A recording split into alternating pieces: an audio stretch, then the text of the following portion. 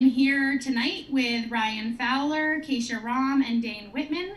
We'll introduce ourselves in a second, but everyone can give a wave right now. And I also want to thank my mom, Judy Kanoy, who's volunteered her time to be an ASL interpreter for this event and our issue events recently, and Progressive Insider for producing this for us and making sure that it's live for you all to see. We want to just let you know that next week's event on Tuesday is going to be about bold climate action, and that's Tuesday the 28th at 7. And tonight we do have 3 candidates with us. Myself, I'm running for Lieutenant Governor. Kesha Ram is running for Chittenden County Senate, and Dane Whitman is running for Bennington 2-1. I got it. And we have a donation link that we'll put up, and we would love it if you would donate to all of us. Your one donation will be split evenly between all of us. So please feel free to do that. So we're here to you tonight to talk about the overdose crisis. And many know my personal story, but we'll get into that in a minute. I wanted to just give everybody a chance to briefly introduce themselves, what they do, what brought them to this work, a really quick introduction, and then we'll come back and get more in depth. So we will start with Ryan Fowler. Go ahead. Hi everyone, thank you for tuning in at home. Thank you, Brenda, for hosting this. My name is Ryan Fowler, and I'm a person in recovery from a substance use disorder. Long and short of that is that I both used and sold drugs for about 10 years in New Hampshire. I'm a person in recovery from some mental health disorders as well. And I've been in recovery for 5 going on 5.5 years. And I'm now a certified recovery support worker working in New Hampshire, doing some harm reduction work, focusing on overdose prevention and harm reduction. I'm able to use my lived experience to help other people and try to move away from the war on drugs and towards a public health response to address this public health crisis. We call this a disease or a health condition, but we treat it like a crime. And so I'm really motivated by, people that I love, the people that I serve, and people who are going through this. So thank you for tuning in.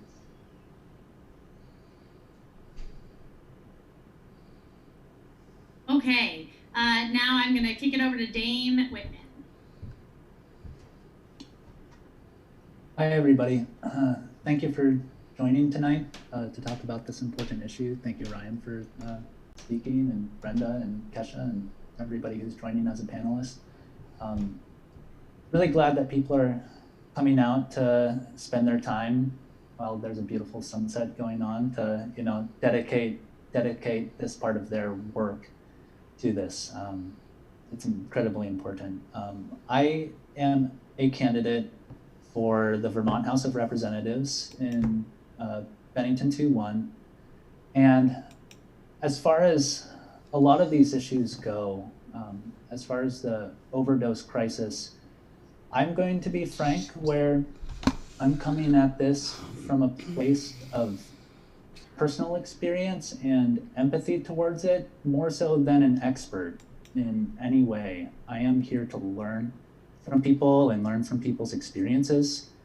I really think that is my job at the moment. So I look forward to sharing the little bit that I do know, but otherwise, thank you everybody for welcoming me tonight. Very generous. Thank you, Dane, and thank you, Ryan. And I also will welcome now Kesha to introduce herself. Thanks so much, Brenda. Good evening, everyone, and thanks for taking on this important topic. I think it's really hard for us to take in the overwhelming nature of a lot of what's happening to us in this current pandemic, and also think about all the crises we're facing that are only being exacerbated. So I want to thank you for drawing attention to this issue. I was a state legislator for 8 years, 4 terms for Burlington. I'm running for Chittenden County State Senate, and have made understanding opioid addiction and the opioid crisis a part of my personal and professional and political life. My sister struggled with addiction and was homeless for a long time in Los Angeles. You know, it's run in our family. It has affected our lives. And when I think about how we tie these crises together, I'm struck by some of the research I did in West Virginia, Kentucky, Portugal, many places in the world. But in West Virginia, Dr. Gupta there, who's the chief medical officer, said something that stayed with me. He said, many of us in the medical field really wanted to treat people's pain, but we ended up trying to treat their suffering. And if someone couldn't afford to get their teeth fixed or get a knee replaced, opioids were the solution that, you know, was affordable and available to them when they couldn't afford the thing that would really make their lives better. And I think we're only going to see more of that as this economic crisis hits and continues to sort of hit us in waves. So, you know, I'm just really struck by how related all of these crises are, and how if we don't address the underlying issues, we're going to repeat the same mistakes. So I appreciate us having this conversation. Thanks, Kesha. And I want to just say that in a little while we'll also get to some of what's happening in Vermont as the crisis has hit, and ways in which perhaps we have a little bit left behind, or a lot of it left behind, the population of people in recovery and in active use, and maybe creating a larger problem in some ways. And in some ways, there's been some other unexpected, I think, impact that Ryan might even talk about in his state. And I want to just start by saying, if you are on, if you could sign in, we put the sign in the link, and that way we will send you the materials that we put up in the chat and in the Facebook Live link. We'll also send them to you so that you can refer back to them if you'd like. And we would love for everybody to sign in, just so that whether you're on the Facebook live stream, whether you're on Progressive Insider, whether you're on this here with us, we know that there's lots of you in lots of different places, and this will help us to make sure that we get you the information you need. Before we get started entirely, I'd like to just talk a little bit about our expectations as people ask questions. So we are coming at this as Dane put, from a place of empathy and compassion. And we are talking about the science of the disease and what we need to do in the human response. And so we ask you if you have questions. We understand that some of this might be new information or might be different than what you have learned throughout your life. And we ask you to ask your questions respectfully and not use degrading terminology to talk about people who are in recovery or in active substance use disorder or opioid use disorder. We know that this issue is really complicated for a lot of people, and we understand that, and we want to be able to answer your questions, but we won't tolerate any type of stigmatizing, overt stigmatizing towards people who are struggling with this disease or in recovery, just as we would not for any racial justice or any other type of bias. So we just want to make sure that you all are aware of that as we get started. So we're going to kick it off by talking about our stories a little bit. I am going to start by having Ryan tell a little more about his story, and then I'm going to let Dane go, and then I'll take it from there. Okay. All right. How long do you want me to go for on this one? Just a brief version, but feel free to tell your story as much as you can. So 2 minutes, 3 minutes. Cool, right on. Yeah, so again, I'm Ryan. I'm a person in recovery. Basically, my story is becoming more and more common. I, grew up in essentially a middle-class home. I didn't really go without anything. I never, all my needs were met. There was some alcoholism in my home and some mental health issues in my family, but essentially I lived a pretty normal life. But as I got older, I know now that I developed issues with anxiety and then depression as an adolescent, and I didn't know how to deal with that. I didn't have language for that. I really just knew that drugs were bad and people who did drugs were losers. And then I entered high school, and all the cool kids were drinking and using cannabis, and I kind of was suicidal at that point. I didn't really know what that was about, and so drugs seemed like a really good idea at the time. And you know, that really quickly in high school became opiates, and that includes heroin, experimenting pretty much everything, because I felt like the system had lied to me, and largely it had. You know, I was kind of always a political nerd, so I understood the drug war, and so I you know, graduated high school, became an injection drug user, and spent about 10 years of my life in active addiction, using and selling drugs, and found recovery in 2014, found treatment, found alternative sentencing through a diversion program. I'm miraculously not a felon today. Today I'm gainfully employed, using my experience to help others, and you know, really try to shed light on these issues of structural violence and the kind of systemic issues and discrimination that occurs against people who use drugs. These are really complicated issues. And so, yeah, that's kind of what happened, what it was like. And now life is great. I love recovery. It looks a little different for me today. I don't go to meetings much anymore. I kind of have my own personal life. You know, glad to share my experience and happy to answer any questions as this goes on. So thank you for listening.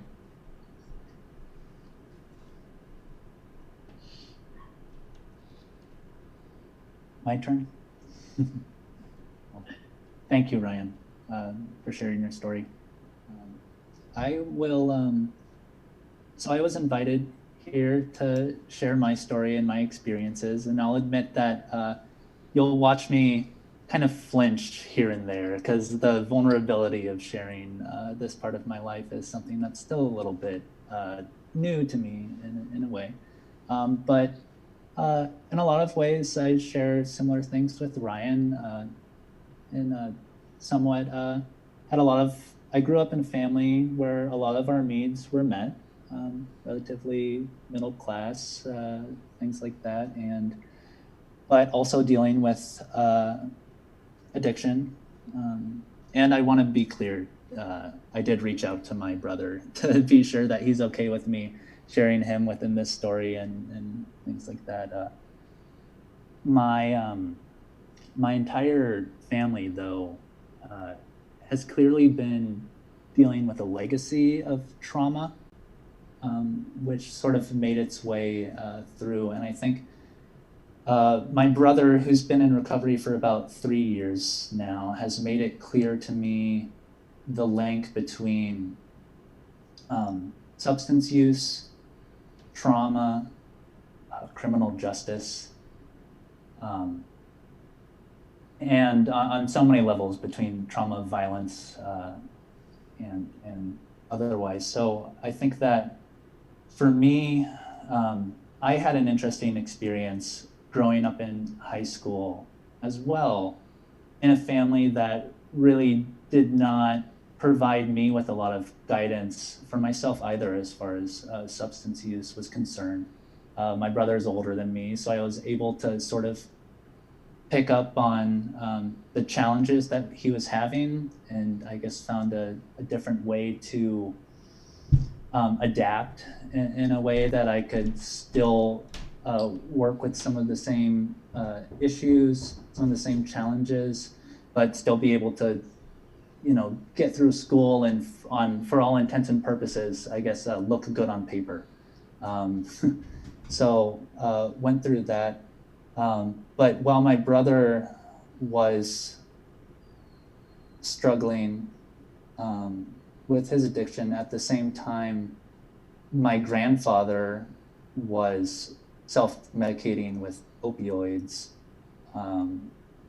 and basically having those two events going on simultaneously, as far as my brother starting with pharmaceuticals, and my grandfather being prescribed pharmaceuticals at the same time, and seeing the impacts that those were both having on their lives, was something that affected me. So I grew up in Southern California, came over to attend Bennington College, and found that for a very long portion of the time, my brother was still living with my father, and my extended family continually urged my father to put my brother out on the street, to stop supporting him, basically saying that he belonged in jail. My brother eventually did end up serving time, in which I visited him. And as far as the conversations that we have now, he's been in and out of rehab 5 or 6 times. This is kind of like the first long-term time that he's been in recovery, and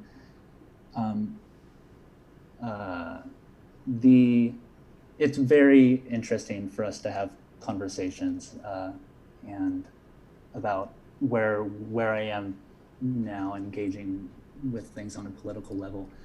So I think one thing that we did agree on was that there's a lot of room to continue bringing stories into the conversation. So thank you everybody for your time.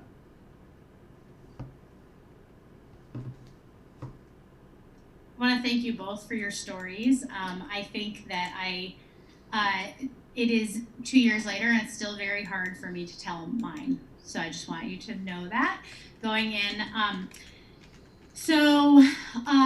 It was March 7th of 2018 when I had decided that I would run for governor. And on March, finally, I had been researching it for quite some time. And then March 8th of 2018, my nephew died of a heroin overdose. And he was the son of my brother who died just over 20 years ago, also while using heroin. I had been a huge part of his upbringing, and I really didn't ever think that I would leave the house again. That's my personal experience of it, was that I really didn't think I'd run. I did not think that I would leave. I mean, it was weeks before I could leave my house except to go for a walk. And I continue to cry every day. I have at least one part of every day when I cry, and that has not changed. My nephew struggled with opioid use disorder for 7 years. He tried heroin. What he told me, and of course we can't know his full story, and I will say this, I asked him before he died if I could tell his story because he had been in recovery for a year, and I thought that on the campaign trail I would be telling his story of success. So I know that he does want his story told. And so he had been in and out of treatment with inadequate accessibility to buprenorphine, definitely he had bipolar disorder, inadequate accessibility to bipolar medication or psychiatrists in our state. We were regularly told that there was small or no waiting lists as we got towards the end of the time. He was demonized. We had kept secret the way that my brother died because of the stigma attached to it. And we did not want people to think negatively about my brother. He did not have opioid use disorder. He was using it though to numb pain, what we suspect was bipolar, but had never been diagnosed. And trauma that he had experienced. Kaya told me that that's my nephew, he told me that he tried it for the first time because he wanted to know what his dad was doing when he died. And that trauma of his dad dying, they were very close. He remembered him still. He was 4.5 when he died. He remembered him still all the way into adulthood. He remembered experiences that they had together, and that it was almost impossible for him to let that go. And then with his bipolar, what he found was that it numbed pain that he was having. And the complication with bipolar is that when he felt up, when he was manic, he felt good. So it was hard to stay on medication. It was hard to convince himself to stay on medication until he did find the right one, but then keeping himself prescribed was very difficult. Multiple times he went into treatment, like Maple Leaf here in Vermont. The last time that he went into Maple Leaf, it was outpatient, and Maple Leaf closed without warning to any of its patients, and without giving them anywhere else to go. Kaya had been doing really well at that point. He was in Burlington. He was staying in Burlington because it was closer and he was doing better there. And he relapsed or had a reoccurrence, which is the new language for relapse, almost immediately. And it was one of the and then there was a time when he was in a recovery home, and he was removed from the recovery home for using buprenorphine, which he was just trying to stay alive, and he was using it prescribed, but he was removed. And that was one of the worst reoccurrences I had ever seen him have. The last time that he had a reoccurrence before his death, he and I had many text conversations where I asked him to please just go to detox, just walk yourself to the retreat and go to detox here in Brattleboro. And he did tell me that he said, you don't know how excruciating it is. And I said, he said, I'd be suffering. And I said, you seem like you're suffering now. And he said, I am so much. You don't know so much. So I want to make clear when we talk about this that people who are in active use do not want to be where they are. They do want to, but this is a disease and that we need to treat it as such. I have a link that we'll put up to Kaya's story so you can hear the full breadth of his story. And I just want to say that before he started using, we sent him to a treatment center that was recommended to us in Utah where he was abused, and we did not know until he came back. And a big part of his trauma came from that. And so I really want us to be really cautious to understand that we don't know people's stories. We don't know why, and we don't know how much suffering the family is already experiencing around them as they reflect upon their part when maybe there were times when we believed that we shouldn't help him at all. That we all, if there are those of you listening or watching who have that feeling right now, I have been there. I have been there where I thought buprenorphine was not the answer. I have been there where I thought that we shouldn't be helping, but it was really important for me to not only understand the humanity of the issue, but also the science. And when I began to understand the science and the humanity, and I understood that it was compassion and love that brought my nephew into recovery, and shame, which I'll get to later when we're talking about it, but shame and disdain that had him have his final relapse and die. And so I really want us to start to think about it a little bit differently. That's differently than I've ever told this story. So it's just what came out today. So thank you all. But I really do, and what it leaves is family members all across our state and country who also are suffering and who are continuing a cycle of trauma that we then have to address and deal with. And in my own family, we saw that this disease can be intergenerational, and that you can lose multiple generations of people due to that loss. So my nephew and brother are buried next to each other. That was my nephew's wish. So but very painful for us. So I want to just go from there to just a more uplifting story of the history of the drug war. And it's not at all uplifting, just spoiler alert. And I'm just going to tell it to you a really brief history of the drug war as I told it in tweets in December. And we're also going to put the link to those tweets up so that you can actually see if you don't understand. And then Ryan, we're going to kick it over to Ryan, and Ryan is going to tell us a little bit of the history, more deeper history of where opioids comes into that picture. So in the late 1800s, many drugs were prescribed to treat illness. Typical opiates, cocaine users were upper middle class women. This was all legal. Then in 1875 and 1909, criminalization of opium came. Then cocaine. So I want to just add in here real quick that this has never been a war on drugs. It has been a war on people who use drugs and it's only been used to stigmatize people who are different in some way or another, depending on the time in our history. So then cocaine, which had been typically associated with upper middle class white people, it began to be associated with Black folks, and the movement to make it illegal began then. Then there was prohibition because immigrants were moving in. Prohibition, of course, didn't work. We all know that, we've heard that. So I don't know why we think it will work with drugs. And big business was threatened and so on. And the war was never on the drugs. Like I said, it was a war on people. So the modern day war on drugs began in 1971. So we have skipped a lot, but 1971, and to meet its agenda on marginalized people. So mechanisms of oppression were created. The anti-war left and liberation fronts of people of color, LGBTQIA+, and others had possibilities of gaining power. And people were with power. White people, white men were scared. And that is where the war on drugs began, because they were afraid that people who had historically been marginalized may gain power. This quote says everything, is what I always say about the war on drugs.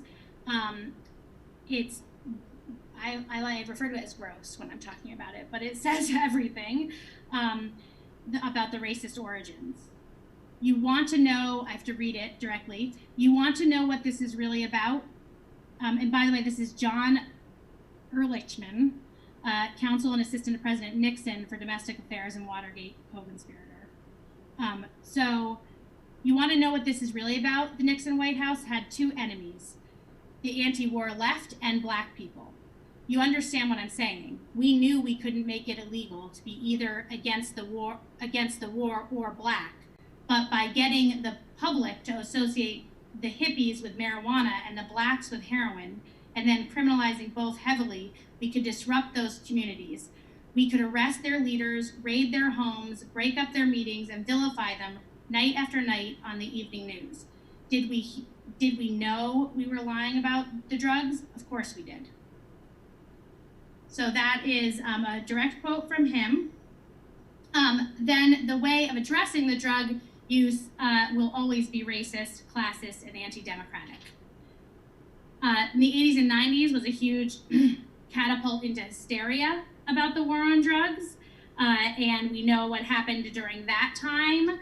We had harsh sentences, incarceration for nonviolent drug law, zero tolerance policies and school policies, DARE, drug education, federal ban on syringe exchanges, public hysteria and the harm of drugs, particularly crack, and lack of focus on treatment and evidence-based policies.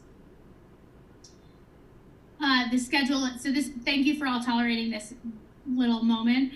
The schedule itself is a political apparatus. The drug schedule, right? It's a political apparatus. Cannabis and heroin are in the same schedule. So if you can understand where that would be wrong. And then it's used to criminalize folks. The drug war to criminalize communities, things like civil asset forfeiture, deep impact on marginalized communities, it's not related to actual crime. Civil asset forfeiture is not related to actual crime. It deeply impacts marginalized communities. So I really want to say that again. Mass incarceration is uniquely violent in democratic society because in many states you will lose the right to participate in democracy. So it is uniquely violent. It takes people away their vote and their voice. In our state, we're very lucky that that is not part of our war on drugs. We have removed that, and so people still continue to have their vote and voice. The stigma shifts are deep and they're real. That's really important to understand. And here's the chart of how, well, the leading cause of death for people under 55 is what now this is overdose. Of course, we're good. This has shifted a little in this crisis. So just to be clear, life expectancy has dropped now for 3 years in a row for millennial and Generation Z generations. People are more likely to die of overdose than have a car accident or gun violence. That's where it started to shift. That's where our change in the way that we're addressing it, because it was now impacting, as we're seeing here, upper middle class white people. So we had to shift the way that we started to look at it, though we have not gone far enough. Trump's policies were harmful, not helpful. He often talks about it in a way that sounds like he's being helpful, but actually his policies are quite harmful because he continues to stigmatize the same groups. And drug-induced homicide laws are a huge issue. So I want to just make sure that we know that and address it later. Then there's also harm that I didn't even realize as I started to really dig deep into the history, that things like banning vapes, that is actually part of this same system. And we need to think about how we talk about that, because it doesn't actually change whether or not people uses them. It changes what is in the vape that they get. Plus, it's not reality of the science in terms of what was causing that problem. And then we just need to use data-driven facts. And I'm going to kick it right over to Ryan on that front, so that he can be able. So that was my really very line by line item of the history of the war on drugs, just to give you a brief overview. And now here is Ryan. Awesome, thank you. So I'm going to try to keep this brief, but I guess to talk about opioids, you really need to kind of understand what they are. It's really any compound that enters the human body and touches on the opioid receptors in the body and creates a response. So even people who have never used opioids have these circuits in their brain for opioids, and that's because the body produces its own opioids, its own pain relief. The term endorphin is actually short for endogenous morphine, because we knew about morphine before endorphins. And so the opioid center of the brain is really responsible for pain regulation, and that's emotional pain and physical pain, and it's also largely responsible for interconnectivity of human beings, so engaging with people. And so for about 5,000 years, people have used exogenous opioids, opiates from the opium poppy. The first recorded human history of opioid use was opium in southern Iraq, previously Mesopotamia, and it was a religious ceremony that celebrated the role of pain in human life. And from there you see medical use throughout ancient Egypt. For the large majority of human history, opioids were celebrated. They were innovations in medicine. They made life more enjoyable. They were used as a treatment for as a cough suppressant. Largely, people did die, of course. People did become addicted, but it really wasn't all that bad compared to what we see today. Largely, as Brenda had talked about, upper middle class people use heroin mail order through Sears catalog. Basically, you had a market for opioids and cocaine that was regulated. Doctors, pharmaceutical companies. And what happened when they initiated prohibition was that you took this market from doctors and farmers growing poppies, where largely opiate use was poppy tea or opium, and that can be domestic, that can be grown in someone's yard, to organized crime.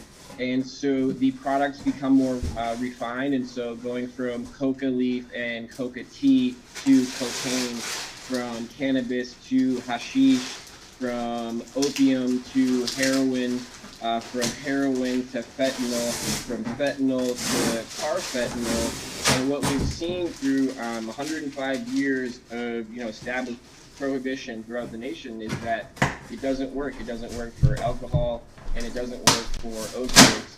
All that we've seen in the history of prohibition is structural violence against marginalized people. I used to kind of wave the banner that it's a failed war on drugs. It's largely successful.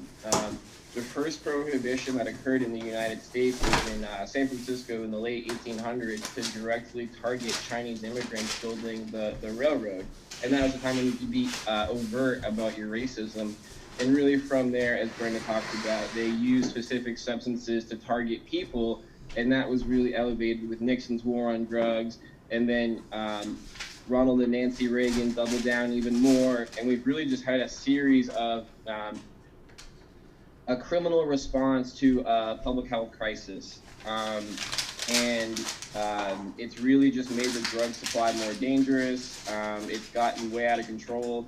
And if you wanted to create a system that fostered addiction or fostered an overdose crisis, you would construct the war on drugs, a system of criminalizing and punishing people with a substance use disorder. And that disorder is largely characterized by feelings of isolation and feelings of disconnect from people. And so we put them in literal cages and separate them from those around them.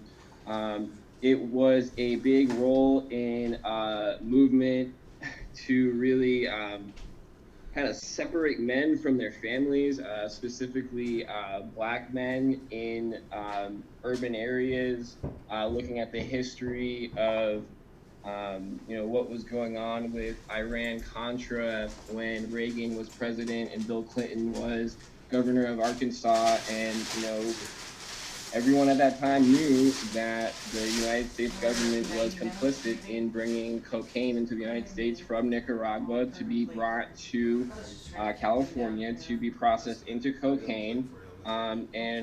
Freeway Rick Ross did 20 years in federal prison, and he wrote a book and he's been out saying, I knew I was selling cocaine for the government. He was making $1 million a day. This has really always been about violence towards specific people. Look at heroin in Vietnam in the 60s. This isn't the first opiate crisis, and you really just have this system that has to come to an end. How many people can die from this kind of systemic genocide of a certain population? I survived. I got lucky. I'm a middle-class white kid from New Hampshire with a great family and a support system. I got lucky and I aged out, but any human behavior serves a purpose, whether that's, pain relief, emotional relief, what have you. We need to look at what's right with the human behavior and figure out how to replace that for individuals. People know that they're going to face discrimination and criminalization and on and on and on, and yet they still use. So, we really need to look at, what's going on with the individual and the world around them and bring them supports. It's really important to be offering medication-assisted recovery for these opioid issues, and that gives people a pathway towards recovery.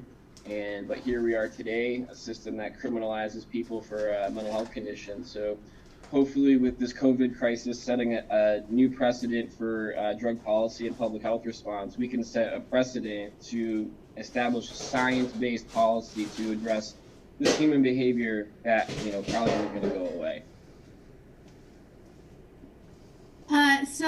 I want to just say that when I think about all of the, I think about my nephew too, had a lot of support around him and still didn't survive, and that all of us were able to do a lot to help him, to be with him when he was in hospitals, to get him to treatment. We really did. We have a big family, so I often think about people who have no one, because even with all that, he didn't make it. And so I wanted to actually send it to Kesha now, because she's going to talk a little bit about what is happening internationally. I was going to tell you about what's happening in Vermont first, but I actually think the setup that we've just had would be great to hear about how it's being handled differently internationally, and then we'll get into a deeper discussion about that and how it relates to what's happening in Vermont right now and across the country. So thanks so much to Ryan for jumping in there and giving us a little deeper dive on opiates and how we got here. Thanks, Brenda, and thank you all for sharing your personal stories. I think one of the most important things that I've learned is that empathy gap makes a huge difference in how we respond to people. And the more we can share stories, the more we can close that gap. And at the same time, it is a huge challenge that America is still on the forefront of addressing, that in diverse societies, that empathy gap remains very hard to close, and it's very easy for us to other people. The other thing that I took from all your stories is, and Brenda, what you just said, is how much relationships matter. And one thing I was struck, and relating that to another thing you emphasized, which was how important data is. In West Virginia, in looking at the last 800 or so opioid deaths when the chief medical officer got there, there was very common trends that people were aware of. Things like a majority of the folks were middle-aged white men who were in the coal mining industry and may have had a disability or an injury. But the other thing that was really startling for lawmakers there to learn is that about 3/4 of the people who had died had sought treatment in the last week before they were alive. So, something didn't work out. They were turned away. They didn't get what they needed. They still felt empty inside. But a lot of people, it's human nature still to reach out and seek help. And that's true, for those we've lost. So a lot of the positive stories that come out of places that are really decimated, like West Virginia, or places that have really almost brought their overdose deaths to zero, like Portugal, is that they're pretty homogenous. And so, they've dealt with these crises, but they are acutely aware that, especially in a place like Portugal, the people who were facing addiction and were in kind of drug dens, and things were very visible to the community in the 80s and 90s, that things were on a downward spiral. Those included the kids of lawmakers and members of parliament in Portugal. They were people who were very high up in the system and had connections. And so people in Portugal are very clear to say, when we decriminalized every drug, we did so knowing that leaders were seeing their own kids face drug addiction, and that was a very, very closed empathy gap. Some of the really bright spots in both places like Portugal and West Virginia. In Portugal, in the bigger cities, there is mobile treatment. So you can get your medication-assisted treatment in locations that the truck kind of moves around. Lisbon, for example. And if it's one of the greatest innovations I've seen for people to be able to go on their way to work to the side of the road, get what they need. You would have people coming out of, under the highway underpass to get their treatment, while doctors and chefs and, professors stopped and got their treatment and then went on to work. So it was a great equalizer, in fact, in that society. Whereas we might spend, 9 out of every $10 on enforcement here, they spend 9 out of every $10 there on treatment. You almost never interact with a police officer. If you have a substance abuse disorder, you're almost entirely interacting with social workers and nurses and medical professionals about your treatment plan. I think finally, when I put some links, I think that Jacob will put up soon, but when you think about a really desperate situation, like in West Virginia, where they have the highest overdose death rate in the country, a lot of despair, both economic, health-wise, et cetera. There's some really bright spots in the court system where it's about celebrating people's stories and building relationships for people that don't have them. All the social workers, the judges, the folks in the courtroom would both, defenders and prosecutors would meet beforehand and talk about every case in drug court and say things like, that person might be a little late for their drug tests because they walk from 3 hours away, up the side of a mountain to get to drug treatment. They don't have a car. So-and-so's mom moved back in, and that's really bad for their recovery. So-and-so got a job at Subway. And then every time when people, when the folks show up for court, everyone's heard their whole story before they even get there. Every time they celebrate, they get to pick presents and prizes for doing well and showing up. It's like, reminds me of the best parts of school and what motivates us as humans. And people cheer victories for other people. They've created community in court.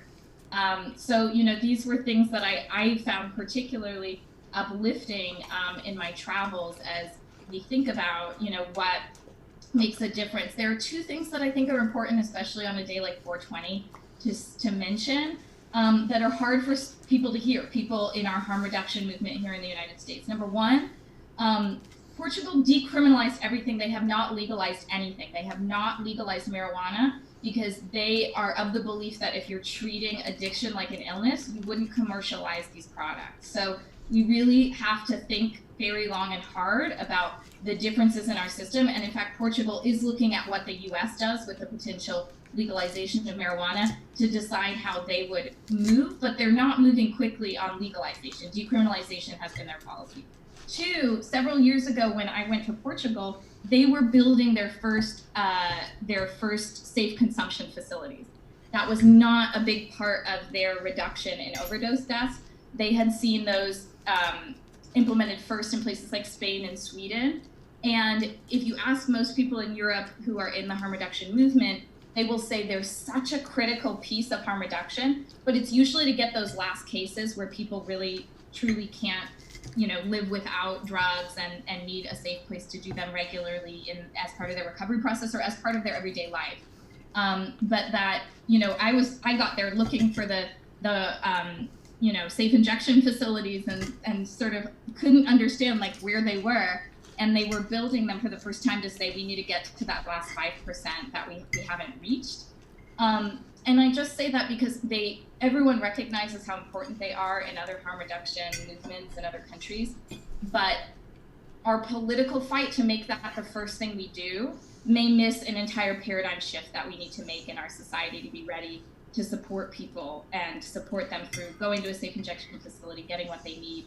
I want to see that as part of our solution, but we should also acknowledge that it was huge paradigm shifts in other countries that reduced overdose deaths, not just safe injection facilities.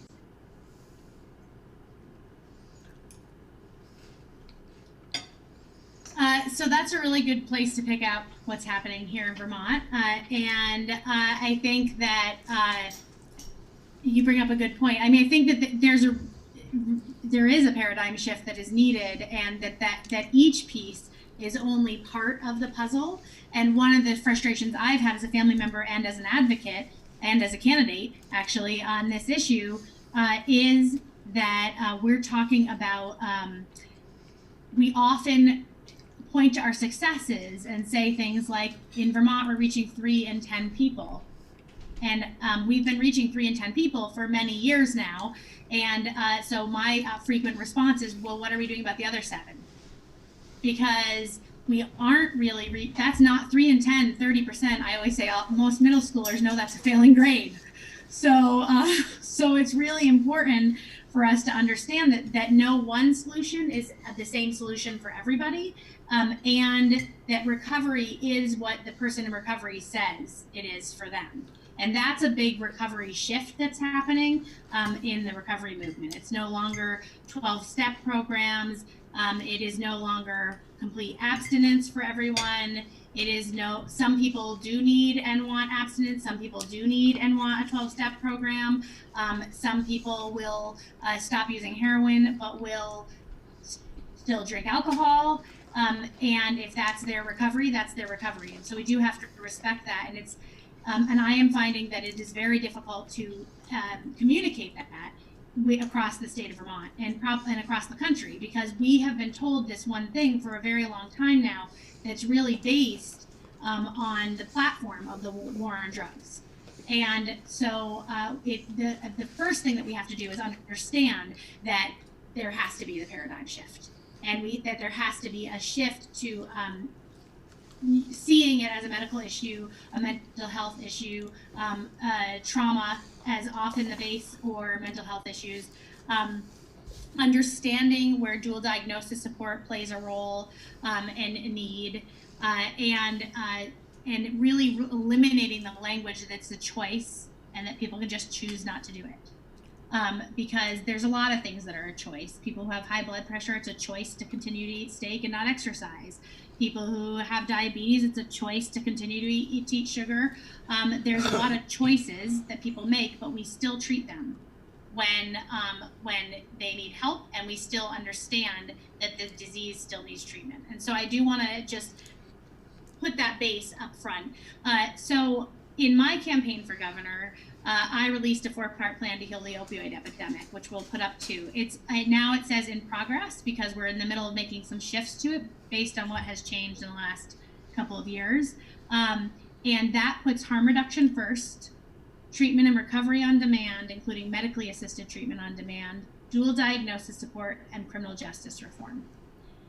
Briefly, what I did not talk about is the last time I saw my nephew, I spent the day in court with him being shamed, even though he had had a full year in recovery. And he was the healthiest I had ever seen him when I saw him in the morning. He had been in treatment in Minnesota and had a full-time job in Minnesota and was planning to return there.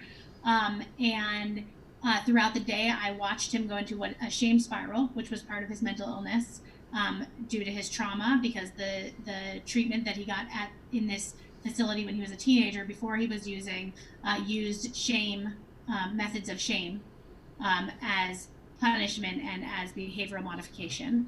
And so he went into a shame spiral, and I just hoped he would get back to Minnesota where his support system was, even though he was from Vermont. We wanted him home before he had a reoccurrence. I have a feeling, we don't know and we'll never know, that he had the reoccurrence while he was still home, and that went from there for the 2 weeks. But he was only home for 1 day. It does not take a long time for your stigma to be shifted onto the person who's in recovery or who is in active use. So I implore us to try a different method. So the plan that I came up with is based on, I'm not going to go through it in detail, but it is based on the science of the disease and, of course, my own experience, as well as it's shifted over the last few years as I've talked to police chiefs, state's attorneys, people in recovery, family members all across the country, people in active use, because I want to make that clear. I keep saying that because people in active use are part of the conversation that we need to be having. So they need to also be at the table letting us know what they need right now. And these things only shift if we're not just talking to doctors and police chiefs and state's attorneys and people in our health department. They only shift if we're talking to family members and people in recovery and people in active use, that they have to be part of the conversation. I'm very sorry, my son just came down with something on. And so homeschooling in COVID. Yay. So I really want to just implore us to start to look at this as the harm reduction model first, that paradigm shift first. It is essential for harm reduction that we have, that we understand that we have to meet, I don't like the words meet people where they are, that we have to accept people where they are, and we have to, because they're gonna be on whatever trajectory that they are on in terms of entering recovery. And I also wanna add that even if all we do is create short-term recovery or just make the time that people are here with us less painful in whatever way we can, that is time in their lives that we have still, just as we would with a cancer patient, that is time in their lives that we have made them more comfortable, and that we have offered them love and compassion, and when they leave us, that we are able to just know that whatever we did, we always showed love.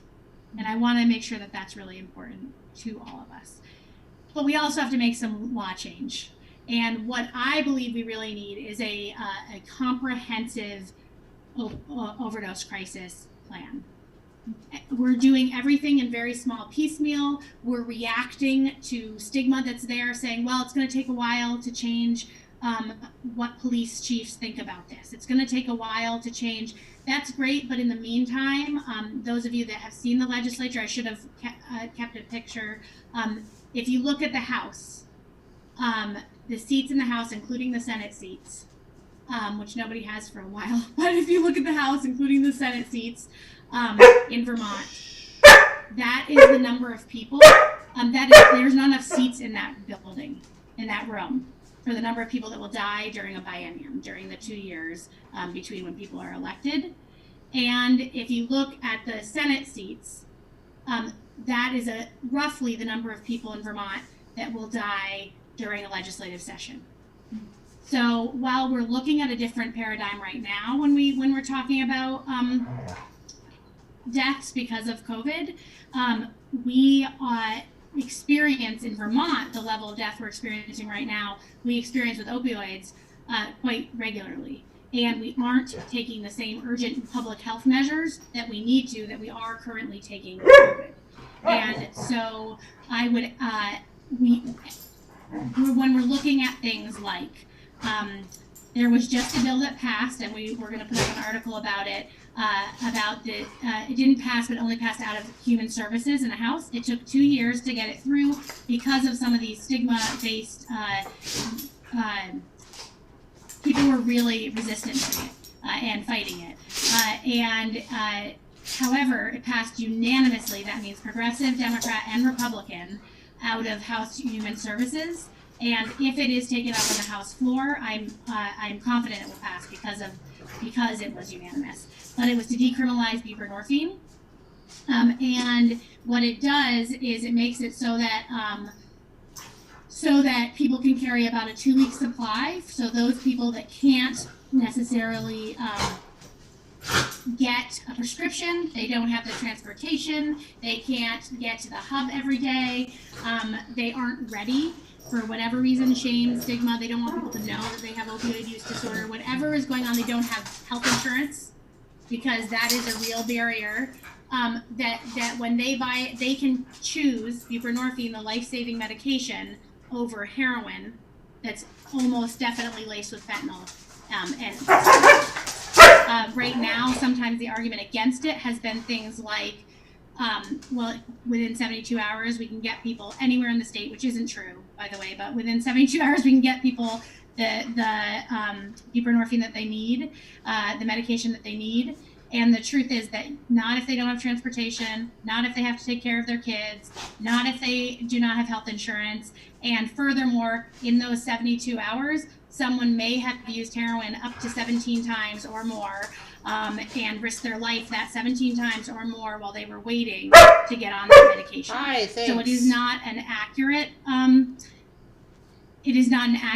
representation. So those are the kind of things that Kesha was just talking about, that when we're thinking about it, we have to think about this in a completely different way, which is what is going to not only help people survive, help them survive better, even if they don't survive, but the time they are here, and also what is going to ensure that we're also reducing the crime and the other collateral damage that is part of this disease. So that goes along with it. And so it really is, whether we know it or not, is impacting every single one of us across the state and across the country in whatever way it is. So even when I often say to people, even if you don't agree with me, and you think that my nephew was a loser who deserved to die, which is what people are saying when they say that to me, even if you don't agree with me, that's okay. I can accept that you don't agree with me, but I bet you also would like this to stop. I bet you would like to feel like people aren't going to break into your house or your car, and that means that we have to use best practices for this disease.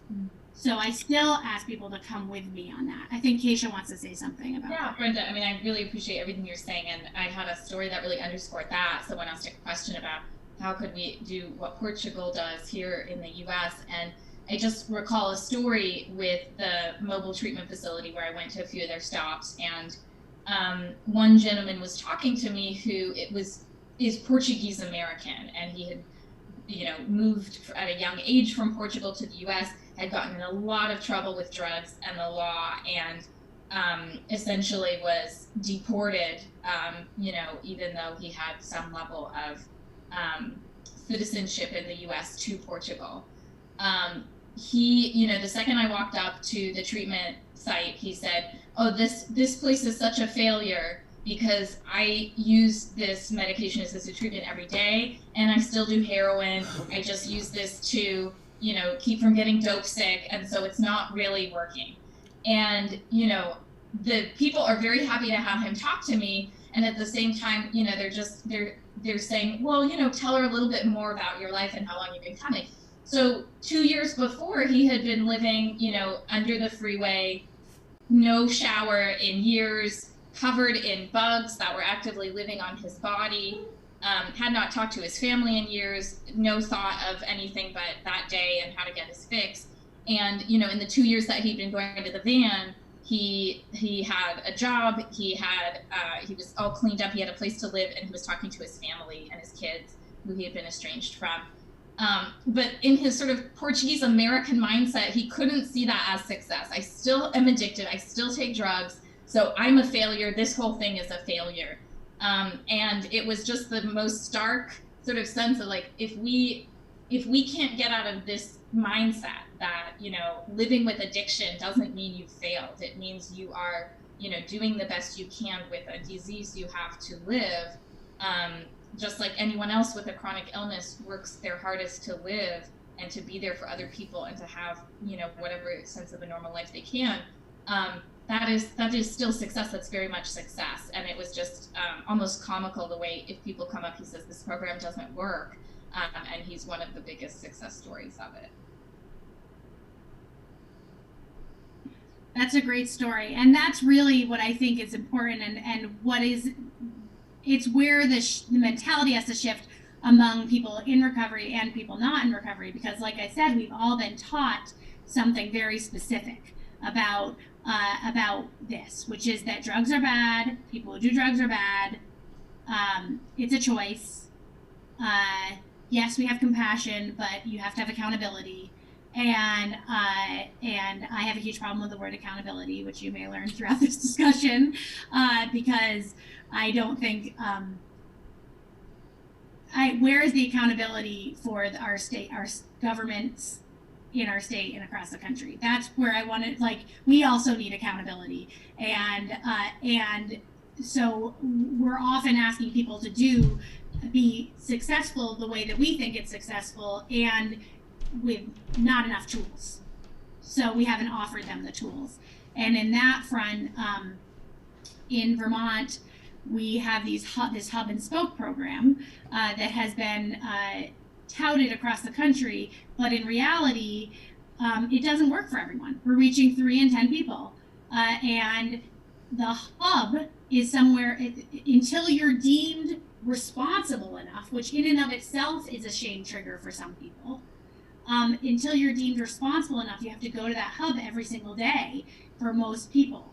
And that means for some people, like in northern Vermont, the Northeast Kingdom, they're traveling an hour and a half to get to the nearest hub and an hour and a half back every single day. So you can imagine if they have kids, they have 3 hours of commuting, and they have to get their kids to school, and supposedly they're supposed to work. And I mean, we wouldn't expect that of a person who doesn't have limitations in whatever way that these people have that these folks have limitations. And it is an unreasonable expectation of people in recovery or in active use, and it's based on a flawed science. So there is no evidence. After some really great research at Johns Hopkins University, I actually gave Jacob testimony that I did on H783, which I'll talk about later, but in there is some research on buprenorphine, so maybe we'll put it up now as well. So some really great research at Johns Hopkins University that basically said that the drug, I talk about buprenorphine a lot, but the drugs that are helping with recovery don't know if you're going to therapy or going to the hub. They still work anyways. And even if you use them part of the time and you don't use them all of the time, then and you sometimes still use heroin, there's still a piece of that is successful, as Kesha was saying. And so right now we have to get over this hump that we're on, where we're successful, because that is preventing us from figuring out what would success look like for the other 7 in 10 people that we aren't reaching right now, and what would it look like if our deaths went down. Because in Burlington, when they have a pretty strong you have pretty strong harm reduction measures. Of course, more can be done, and pretty strong decriminalization of buprenorphine. That the state's attorney and police chief there did that on their own. The deaths went down that year 50%. I actually don't know the numbers for 2019. I think they've been somewhat paused because of this crisis. So I've asked for them, and I think hopefully we'll get them soon. But that same year, 2018, when the deaths went down 50%, the deaths in my county, Windham County, went up 60%. We were the worst and we, meanwhile, like, we have all these supports here. No, we're doing good. No, we're not. So our deaths went up 60%, and we're not doing well in Bennington County, whereas Senator Sears often says there's a broken spoke, and he says, I think there's a broken spoke in Bennington, and we're not doing well in Rutland County. In Bennington, I believe it went up 50%. In Rutland, it went up, I think, 35%. Nearly everywhere else in the state, our deaths went up. And the only reason our deaths stayed even in 2018 was because of Burlington's deaths going down 50%. Otherwise, they would have gone up. And Burlington's success was because of harm reduction. So really understanding, and when that happened, Burlington's officials didn't come out and say, we are successful, we've done it, look at us, we don't have to do anything else. They came out and said, and I remember watching the press conference and wishing we all would do this more, they came out and said, this is good news, we have to see the trend for a couple of years to know, and we haven't done enough until there are no deaths. And so that needs to become our mindset, because then I believe that's when we come to a place where we're actually making change. So I've talked a lot. I'm sorry about that. Dane has something to say. Yeah, thank you. I just saw a chat question pop up that said, well, you talk about how social equality and justice reform tie directly into your goals as active measures. I wanted to start hearing everybody's different stories, and especially Kesha's one about the man in Portugal who felt that there was still a degree of failure, even though there's so much progress in there, and thinking a lot about how all of the different things that we internalize within our culture and then sort of project that onto other people. And something that I've reflected on with my brother is that I'm lucky. I think that's really what it comes down to as far as his path and my path. There's something different with either my brain chemistry or the people that were in the same grade as me.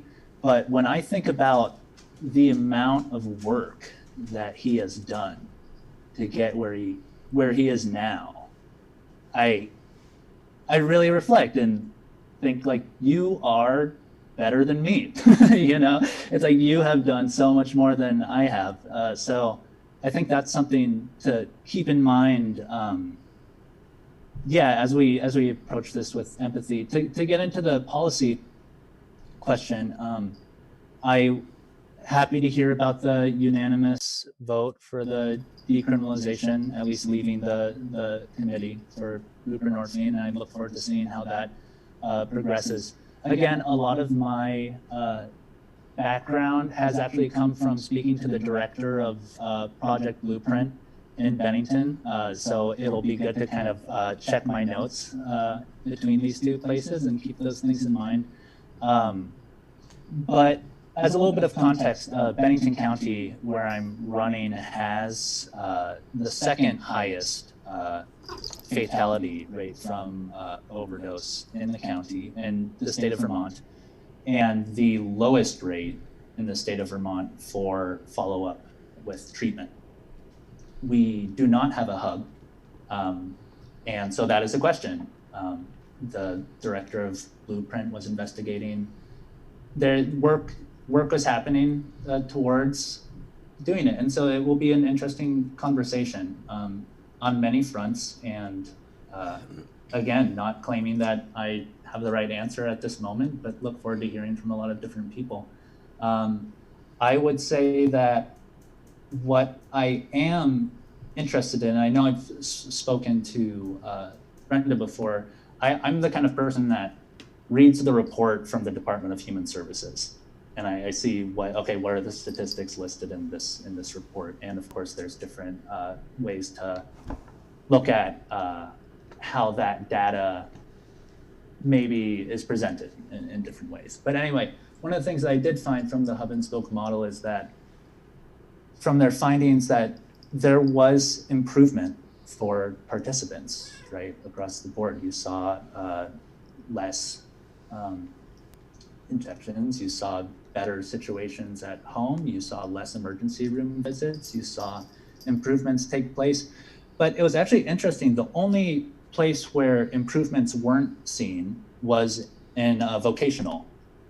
There's very little difference as far as that. And so that's something that's been interesting for me as far as filling that gap as something there. So that's something that I'm interested in. Another couple policies that I'm working with right now is early childhood development, making sure that there are support systems in place from kind of cradle to career or whatever that may be.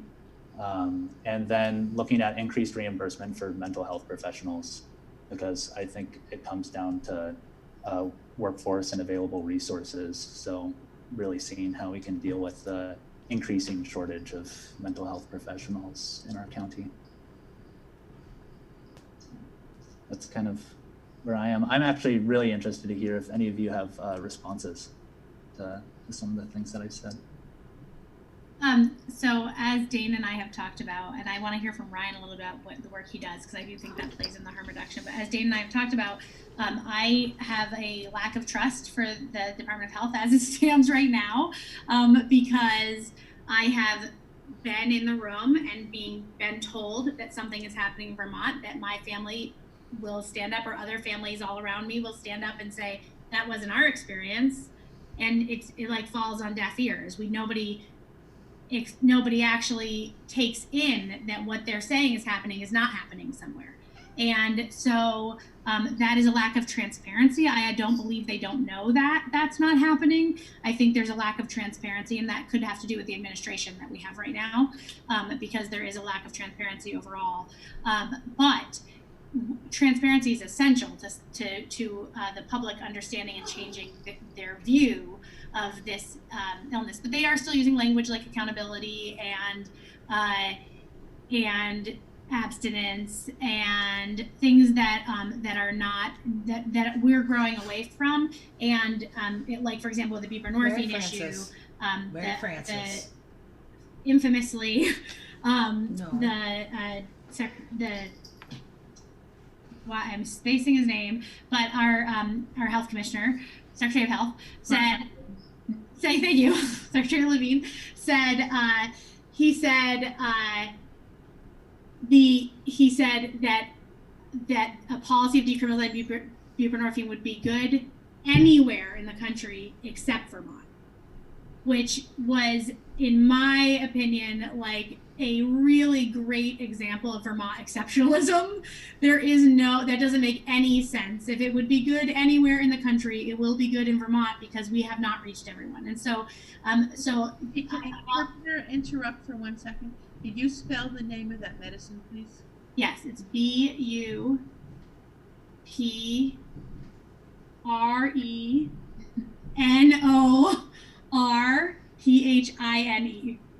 A tough one. Yeah. Yeah.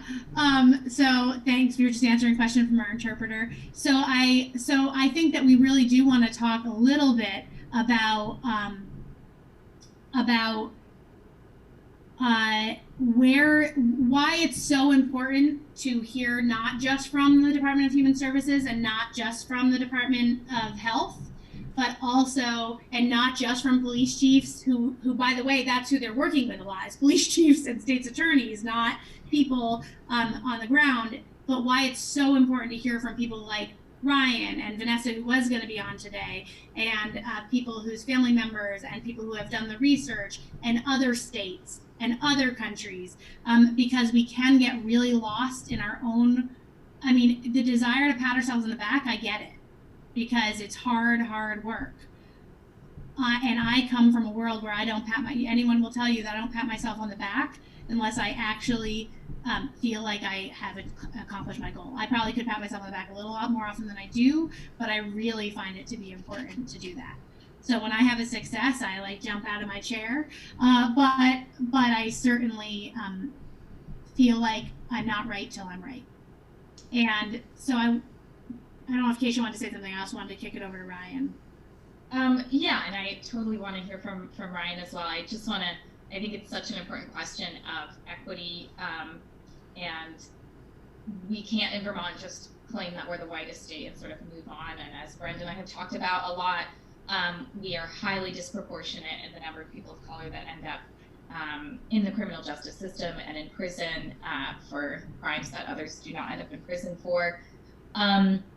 I did want to, I love the piece about early childhood education because I think this starts so incredibly young, and I have introduced legislation that I feel is related that would stop using, it would end the use of suspension and expulsion for behavioral changes from young people. I just feel like there are so many systems that start to isolate people at a very young age and criminalize them and tell them they're going to be something and then it comes true.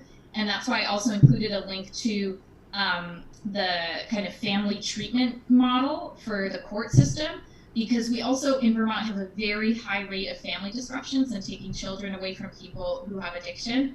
And they're starting to realize in other states and hopefully even here that you're really taking away someone's main reason to get clean and to live by taking away access to their children.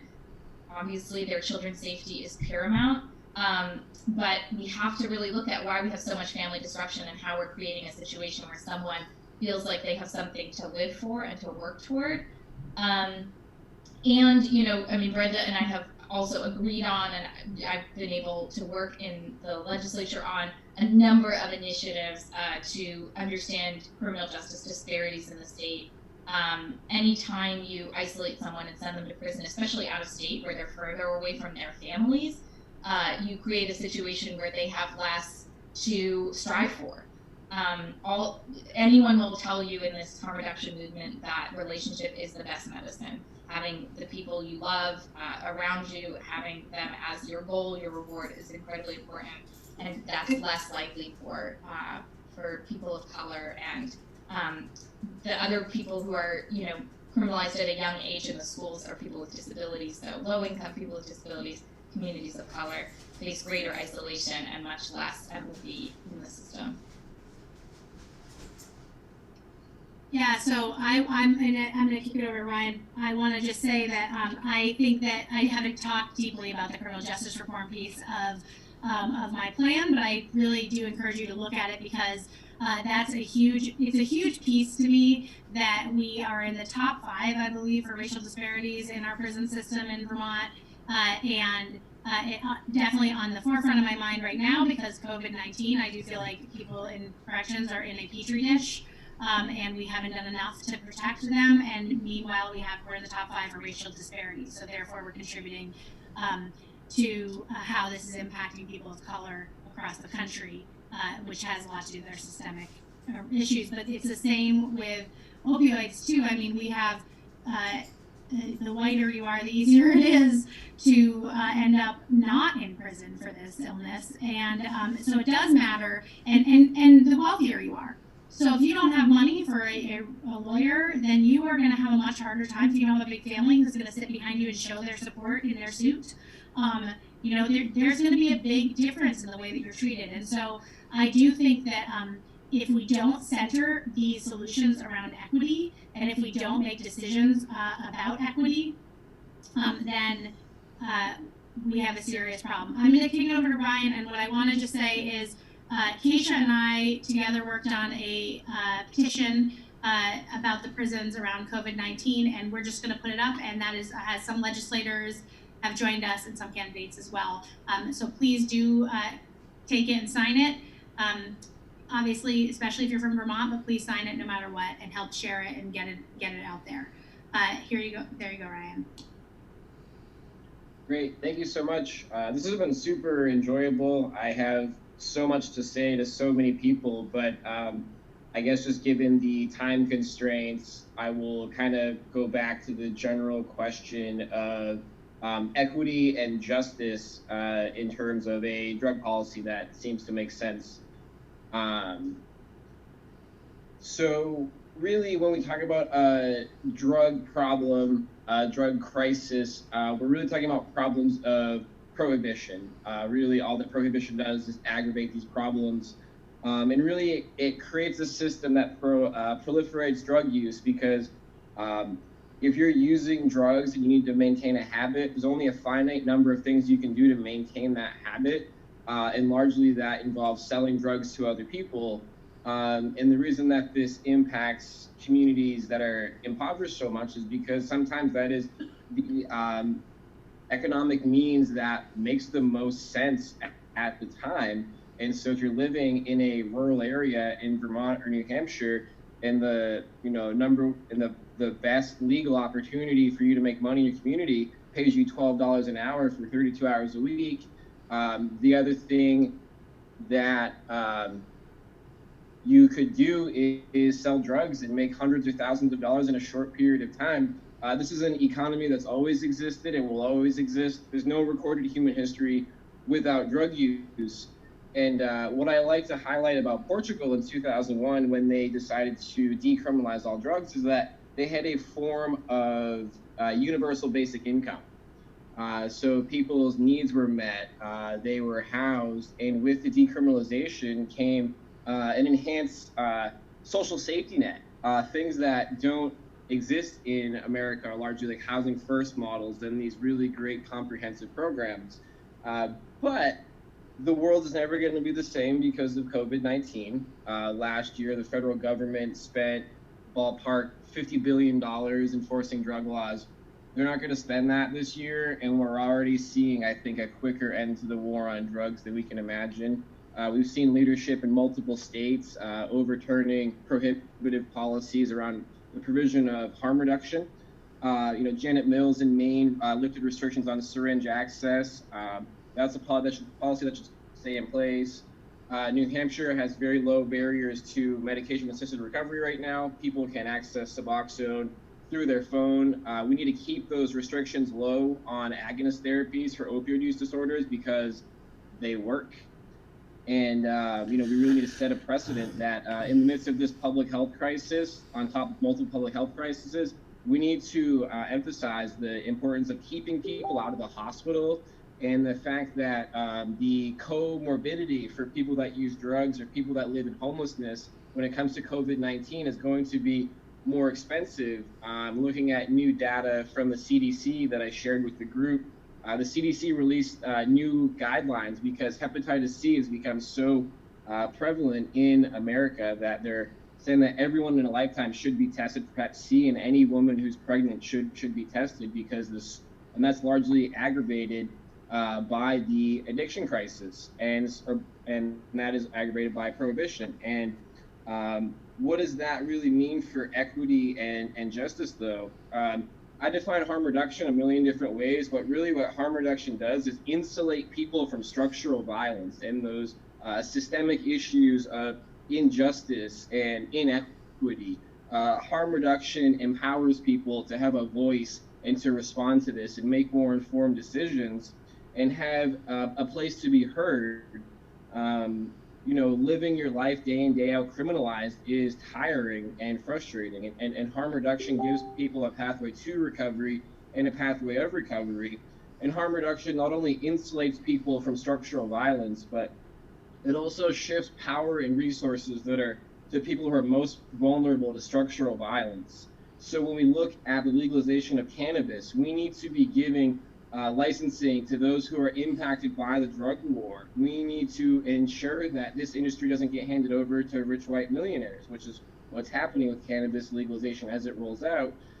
Here in New Hampshire, any bill that I've seen to legalize cannabis included the provision that felons couldn't have these licenses.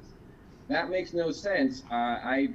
Burning someone a felon is a lot of ways a death sentence to the black market for access to money.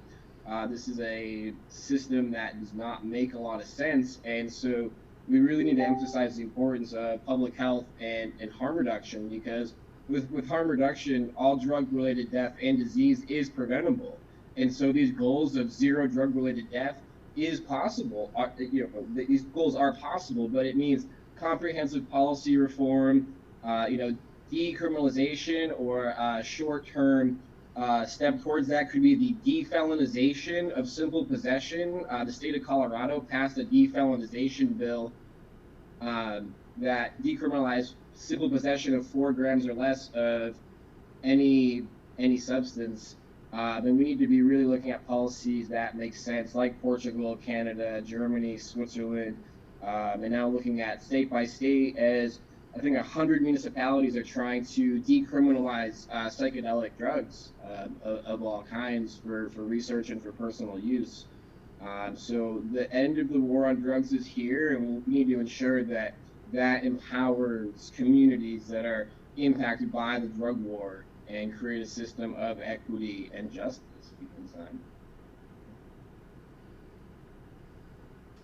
I love the way that you said that it insulates people from structural violence. That I think that is so incredibly true. And we have to fight. We need people who do understand. You do understand this inside of our legislature. We need to have people who are willing to put because sometimes I think there's different methods for getting policies passed. So you can chip away at it slowly, incrementally. And I remember in one of Kaya Morris's speeches, she said that's like death by 1,000 paper cuts. But also I sometimes think that if you put forth what needs to happen as your legislation, most likely it will be compromised a lot of it away. But at least you've now started the conversation about what needs to happen. And so part of the reason for having this event, and also in general talking about this regularly and publicly, is so that we're saying what does need to happen to make change.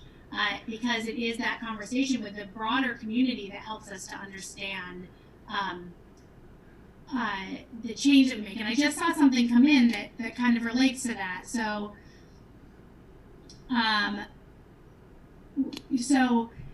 Jean was talking about whether or not what you said was realistic. And so what I want to say is that that is also another thing that we have to work on with policy is sometimes things seem not realistic because everything is impossible until it's done.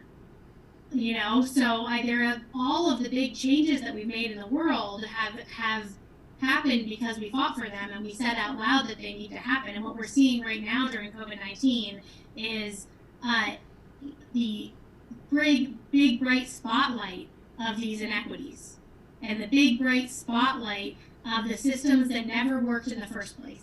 And we're sitting on a structure, an economic structure, a social structure that was entirely designed in a way that relied on the continued abuse and overworking of low-income people just below, just at, or just above the margin. And what we found is that actually, if anything happens that takes that apart, our entire system evaporates. And so we might have to change our system. And that goes from everywhere from our systemic structures to our economic structures to our the way we deal with drug violence and drug use. And I think that systemic change, structural violence, systemic violence, and inequities are people made and they can be people fixed. And so it is time for us to be the people that fix them, and that's really what I think is important. So I think that Dane has something to say now. Yeah, Wait, before you do, sorry. Yeah, sure. People, please, if you're watching on Facebook, if you're watching on Progressive Insider, if you're watching on here, please do start typing in your questions. And if you're in here, we will bring you up, and so you can ask a question if you want, and we'll see your faces, or you can just type it in and we'll answer it that way. So go ahead, Dane. Great. So I really love the point. I love this capacity within our time of COVID-19 to look at our current state of things, and while it's so negative, be able to say something like, this is the beginning of the end of the war on drugs.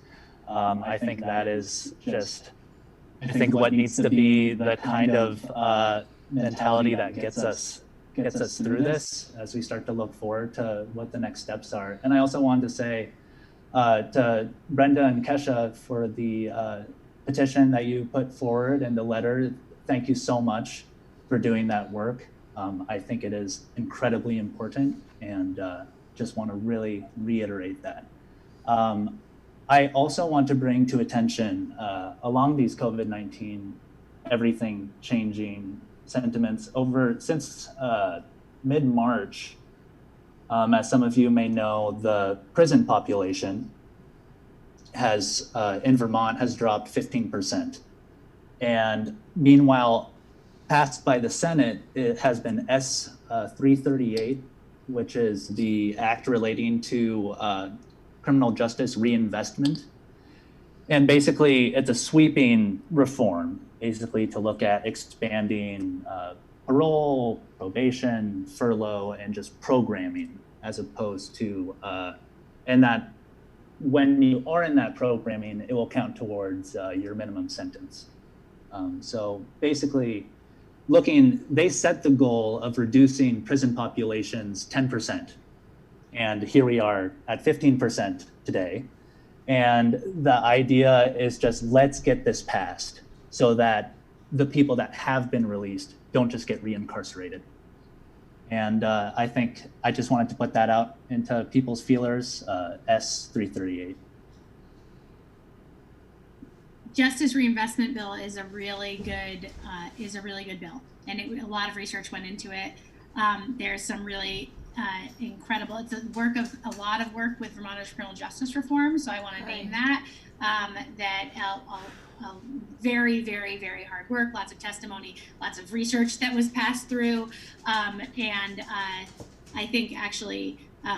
Kesha's campaign manager works for them as well. I also work with Tom Dalton all the time, who is the executive director, but I know that Kesha's campaign manager was hugely involved in testimony, and the senators really just love him. So I'm going to let her talk about that a little bit if she knows a little bit more from his point of view. I could talk from Tom's, but I do think that he's a person of color, and I do think that his point of view is someone that we really want to hear, and your point of view is one that we really want to hear here. Yeah, thanks. Thank you both for bringing that up. And so Skylar Nash is my campaign manager, young Black man from Chicago who's at the University of Vermont, has a really interesting life story. I can try and dig up one of the recent links. He had cancer as a teenager, survived it, was on the basketball team, but had some recurring health issues that meant he had to retire from the basketball team. And reinvent himself and do equity work for UVM athletics, but also saw what was happening in the state and felt like he could make a difference there. So a great story. And I'm amazed how much of a difference it has made to have people of color who are able to self-advocate, and not able to, they always have been, but sort of have the ear of people in power. It has always made a huge difference. It made a huge difference with all of the advances we've made for migrant farm workers, to have people at the table and in the building who come from the migrant farm worker community and are involved with migrant justice. So similarly, Skylar first picked up a bill that I had worked on with Barbara Rachelson in the House many years ago, to end life prison sentences for minors. And he really wanted, so that was even hard to do.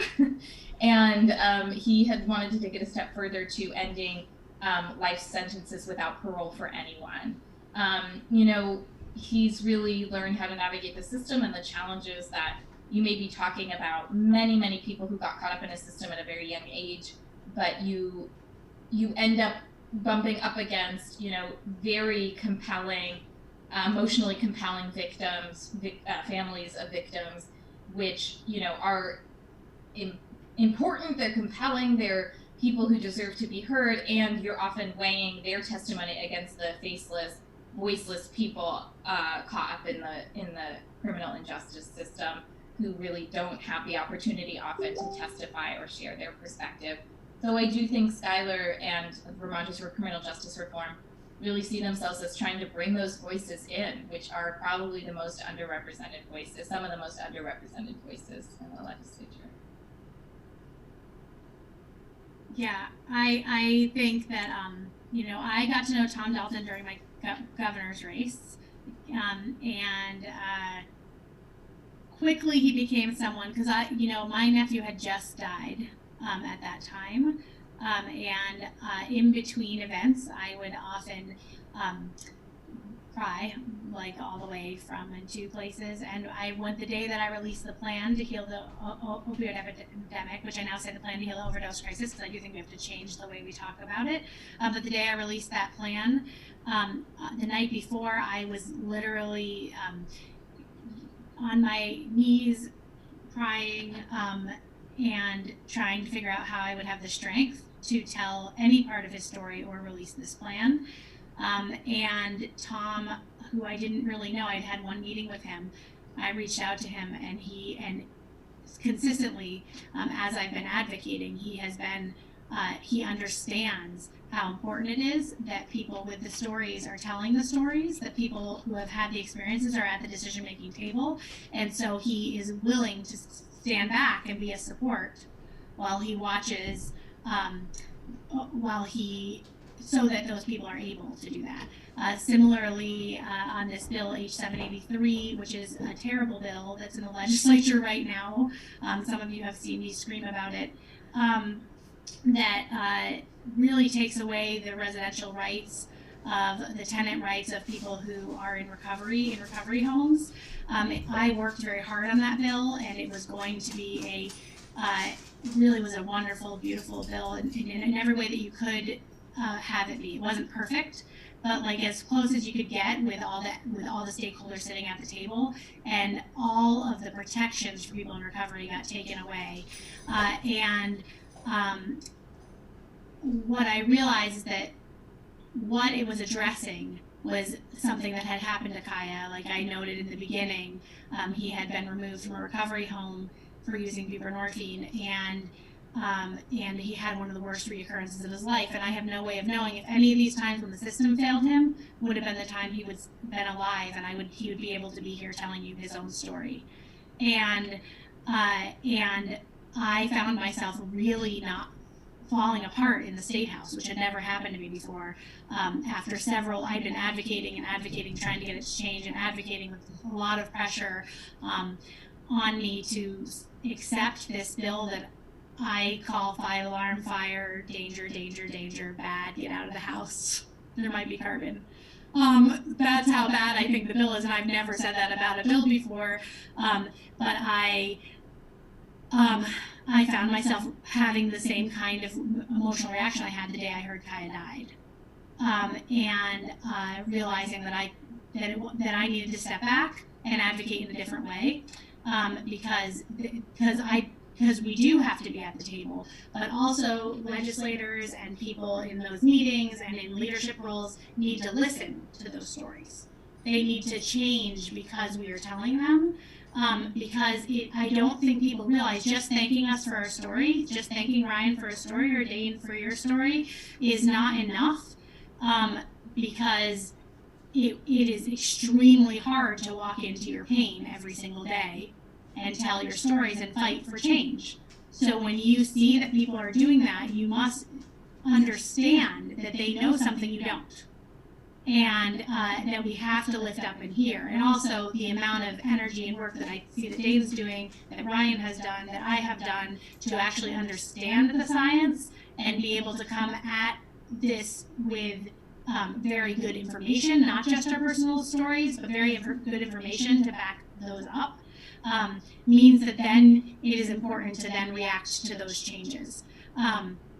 So I want to be really clear that that part of what I would say about this entire issue is that, and this is the same with racial justice issues and with ethnic justice issues and climate justice issues, really all the justices, that when historically marginalized people are running for office, when they're coming to the table, when they're people who, with economic justice as well, when they're coming and telling you their story and the solution, what they actually need to make a change, then it is imperative that we listen, that we step back and we hear, and that we allow those stories to come forward, and that those stories and the science that backs them up are the things that drive the decisions we make, the policy decisions we make. I think that's really essential, and I think for some reason I find myself right now, Kesha, thinking about the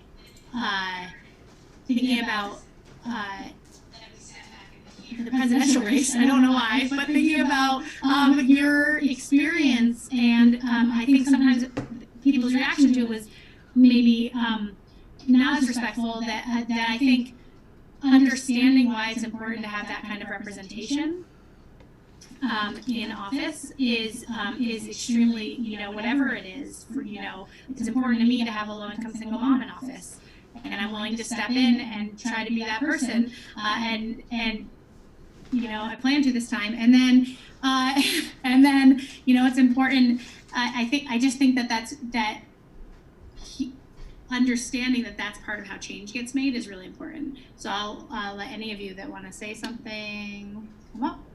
And if there's anyone monitoring anything that has questions they want to ask, we've gotten a lot of thank yous, not a lot of questions. So please feel free to ask us any questions about any of these issues for the last few minutes that we're on. Does anyone want to chime in here? I do want to thank Gretchen. I wrote her a thank you, but I appreciate, her being able to share a little bit about her story. And for people who are even going through this right now, and not like you ever get over it, but, who are working through challenges in their families and with addiction right now, who are able to have this conversation and be part of it, I keep reflecting on how we really want this moment to change us, and yet it's a really hard time for us to have new conversations. So we're sitting in our houses and talking to friends and family and the same people we're very comfortable with, or our own social network, which is very curated, whether or not we know it. And, to be able to talk to people across difference and have these conversations becomes even more important if we somehow want to have a paradigm shift or a different world when we come out of it. And yeah, I mean, it's really cliche at this point, but I don't know why it's so hard to sort of really absorb and live into the knowledge that women are crushing it at like their public health response when they're leading countries. And that is what happens when women lead. I forget who said, like, it would just be really nice to have a mom in the White House right now. Can't think of, I just want to acknowledge that's sort of a female identifying statement to make, but there's a lot of caring maternal energy we could really use in our politics at this moment, and yet in times of crisis we still snap back to that kind of strong, tall man, and I get it. But if we look at the data, like we've been saying this whole time, when women lead, families do better, young people do better, everyone does better. And in fact, even when women are doctors, empirically, patients do better. So, I think representation really, really matters, and I hope that is a lesson we take away from this crisis.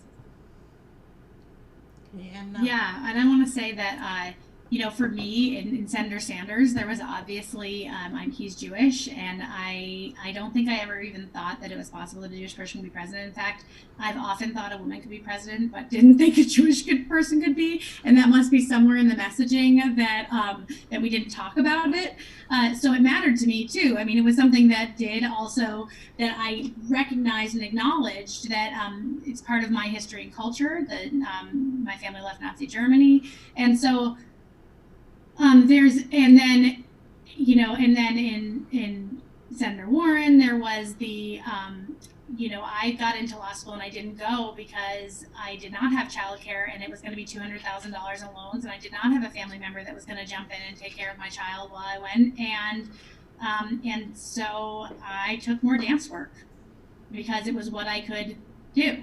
And so that story for her really was something that was important for me to hear. It was important to me that she was on that stage. And so the reason I guess I'm bringing this up, because in this issue, they're more tangible things for us to grab onto, right? It is this place where we are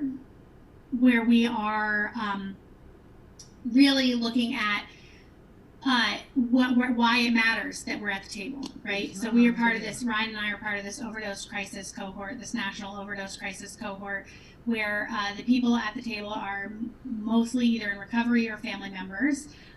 Some are people who work in the field and aren't, but for the most part, that's who we're talking about and talking to. And as we're hearing about the solutions that are going on and the changes that are going on and the successes that we're having in different parts of the country, that's all stuff that's like some of the best science that we're, some of the best information that can dictate our changes in our own states. Is that information. Before we go, we have a few more minutes, and I do want Ryan, just tell us a little bit about what you do, because I do think that that's important, because it is the harm reduction aspect. Yeah, so I thought that was great, talking about people with lived experience being at the table. That was a big part of the story in Portugal as well. There was a former injection drug user who really spearheaded that movement, and there was people most impacted by their policy at the table. And harm reduction kind of waves a banner of nothing about us without us. We need drug policy that's informed not only by science, but by people with lived experience. And there was a Q&A question that came in that will kind of roll into what I do over here in New Hampshire. Over here in New Hampshire,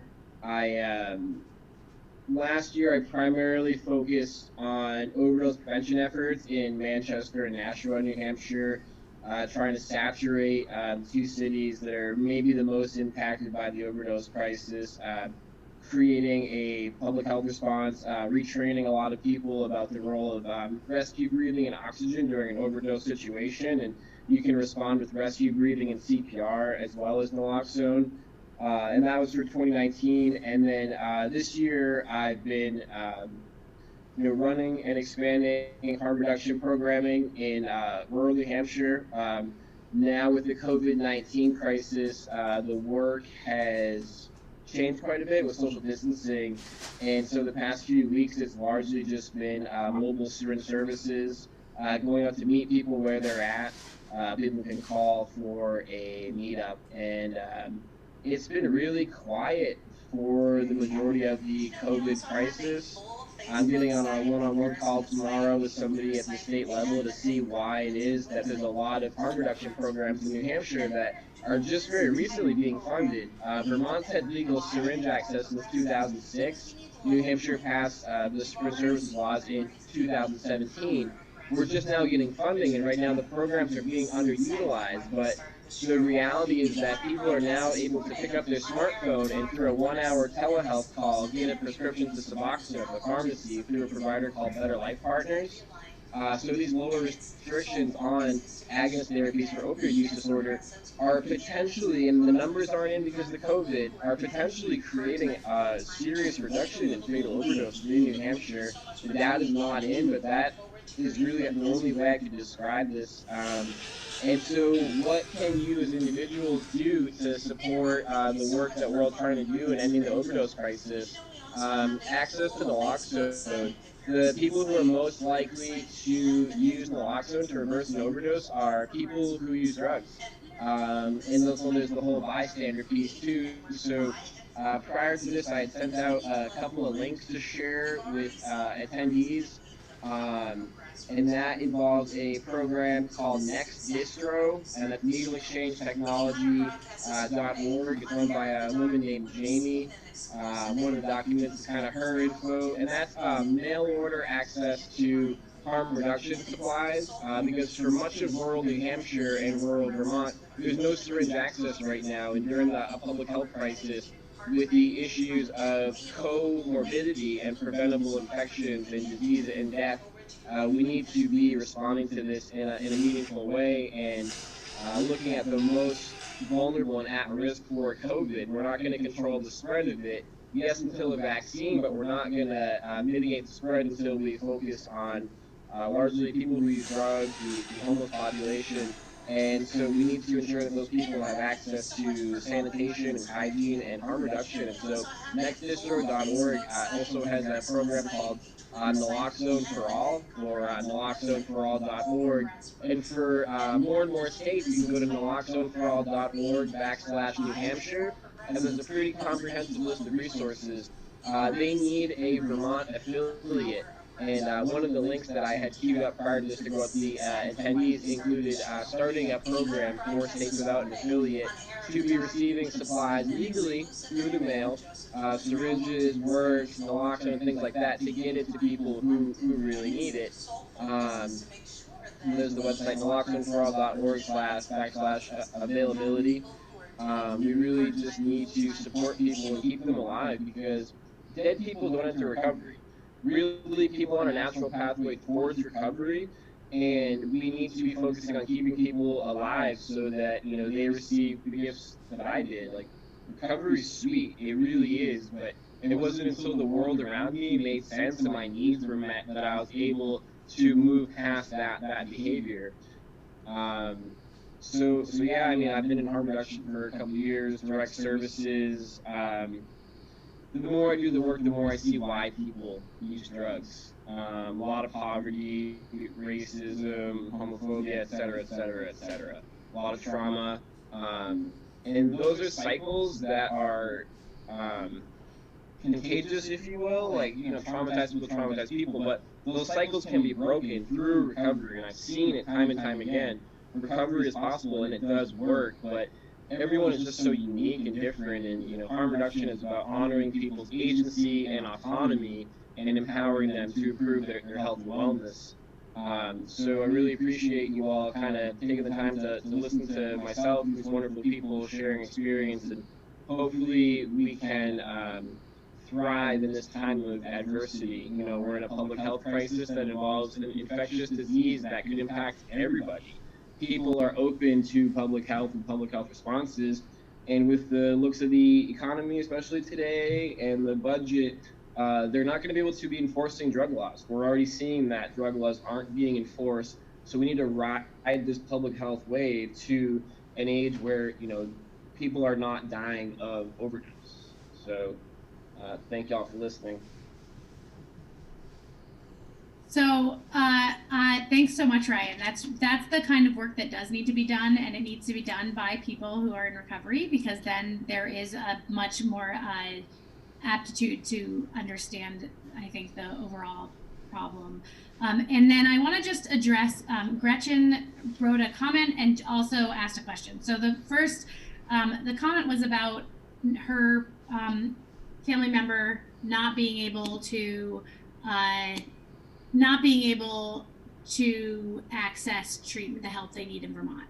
That is not a unique story. That was our family's story. That is story after story after story that I hear. This is not, it's always anecdotal because we don't have access to the data. The data is not transparent, actually. The exact data that's in the health department, we can't see it. The excuse of HIPAA is used, but it wouldn't have to be HIPAA if it was put into data form. And it would help us a lot to understand where the holes and gaps are. I just want to encourage you, Gretchen, absent of how I'm going to answer your next question, to please advocate in Vermont for the experience you had, because I think we keep getting shut down about what we know is true because we've had the experience, and we need to keep saying it, even though I imagine this dance that I run the Southern Vermont Dance Festival. There's this dance a couple of years ago where it was about slavery, but the people got knocked down and they stood up and they held hands and marched forward. They got knocked down and stood up and held hands and marched forward. And all of these issues, we need to get down, stand up, hold hands, and walk forward when we're allowed to hold hands again. But figuratively hold hands. And then on your other issue, on your other question, which was, which I'm grateful for, how can you get involved in supporting each of us now? So I want to say that as a candidate, I would like personally to see all of these people elected, because I think that there will be a true fight or not fight, but a true push for a comprehensive change that will help people and support people. For our campaign, I'll let other people talk for themselves, but for our campaign, we need people to make calls. It's very, very hard for people to volunteer right now because they're really tired, and everybody's dealing with their own stuff. So even if it's 15 minutes a day of texting or writing postcards or making calls to help, we're a statewide race. So to help us get to the many, many people we need to, that would be great. And another thing is sharing your story with us. We would love that to even if you want to share it in video form, or we wanted to have a conversation on Facebook Live, I would love to do that with you and hear more, or just privately. Or an anonymous quote, whatever. We would love to share your story in terms of opioid issues. And then lastly, for the people that are on the call, please do donate, because again, if you're comfortable and if you're able right now to do that, because it is a really hard climate for fundraising for candidates, and we do have to pay our staff, and we do have to, we don't want them to lose their jobs either, and we want to make sure that we are able to do whatever we're doing in terms of support for COVID, in terms of working on issues, and we do need contributions to that. So that link has gone up a few times. We'll put it up again. And whatever you donate will be split evenly between Dane, Kesha, and I. So I'll let Dane and Kesha both say what they need as well, and then we'll have a quick closing statement after that. We're going a little bit over, just being respectful of people's time. So we're just going to do this, and then we'll also have a closing statement. Go ahead, Dane. Okay, great. Yeah, I'll be brief. Thank you, everybody, again, so much for spending the time, all of the panelists for sharing their stories, Judy for translating. I want to say, as far as ways that people can help, I would really just suggest to continue sharing your story and continuing to humanize things. And I just want to be clear, something has gone funny where I've lost video of everybody, and so I'm kind of I'm like experiencing an empathy gap myself right now. But I do want to say that just continue sharing this story, your stories, just having the conversation. We had a screening of the film Hungry Heart in Bennington, to basically an empty theater. Very few people came out to see it, and meanwhile we could admit that we had this huge problem, and yet the question of stigma continues on such a big level. We have our syringe service, our syringe exchange in Bennington. Anecdotally, I don't know from any data, but we have an exchange that's hardly accessed at all. So thinking about what to do with the services that we already have and optimize them is something I'm really interested to, and I'm interested at the social side of things. So as far as supporting the campaign, I would just say send me a positive note. I think if you chip $5 towards this, that little bit of morale boost will get me through the next little bit, and that will be very, very appreciated. Otherwise, continue staying engaged, continue staying active, support the people in your community. So thank you. Yeah, thanks. You two both covered it incredibly well. And the only other thing I would add is that what we've seen, particularly pronounced from 2016 onward, is that people look to their friend circle and the people who watch Zoom, panels like these to figure out who they trust and who they would rely on to help them decide who to vote for. And so, sharing on social media, on Front Porch Forum, in a letter to the editor even, instead of just a positive note to the candidate, a positive note to the world. Those kinds of things are going to make a huge difference. I've just been thinking about lawn signs actually seem like they matter this year because people are just not able to have all of those one-on-one or coffee conversations that they used to ask, who are you supporting for state senate? They're going to see the lawn sign on somebody's lawn when they're getting out for like a, quarantine walk or whatever. So, it's a different world where people's worlds are smaller and you become a bigger part of that, and having your support and you sharing that is going to make a difference for all of us. Yes, definitely. Letters to the editor. I don't know why I didn't think of that. And please share, comment, like, and tweet, retweet, reshare, Instagram, whatever. Please do all those things because that does help our algorithms. And in this particular, that always matters a little, but in this particular race, it matters a lot. So because it is where people are is in this. And they're on the screen. So that is hugely important.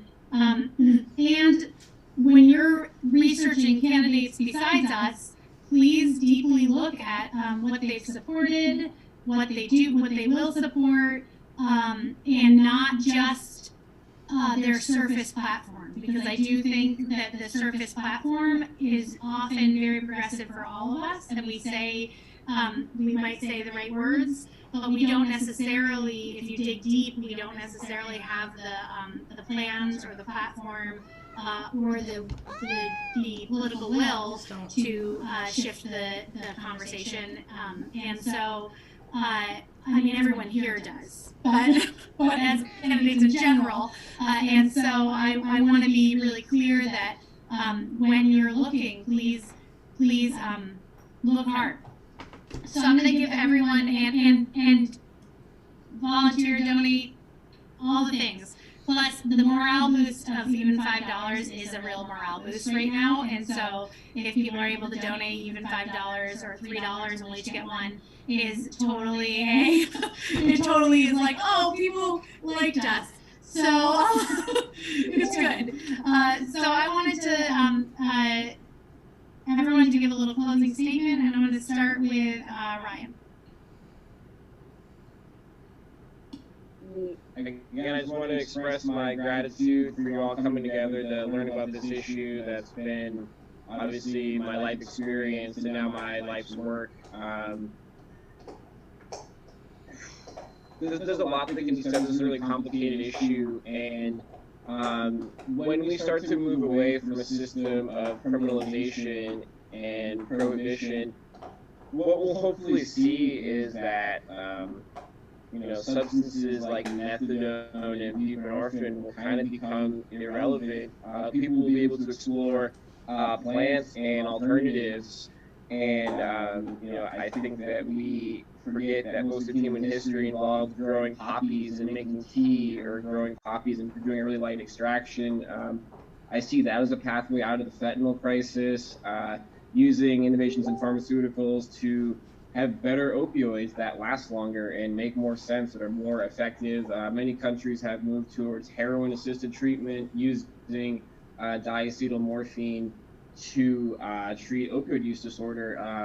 Canada, many parts of Europe, and now trials in Scotland are showing a lot of really big promise. And something that I wanted to highlight yesterday was Bicycle Day, celebrating the 77th anniversary of the first human LSD experience. Learned a lot yesterday about the application of psychedelics as treatment for addictive disorders.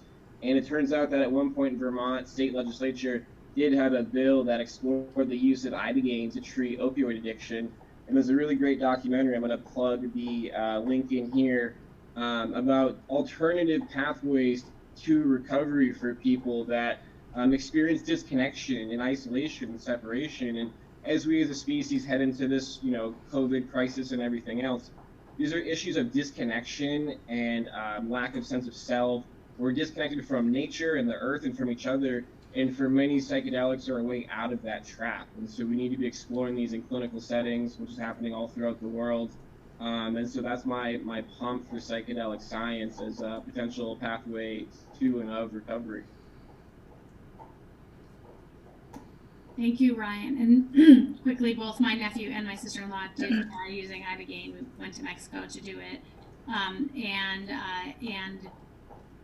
I think my sister-in-law would say it was successful to a point. She did have a reoccurrence, but it did help her in terms of addressing it. So I think there is a place for all of it, because it's not, like we've been saying, every solution isn't going to reach everyone.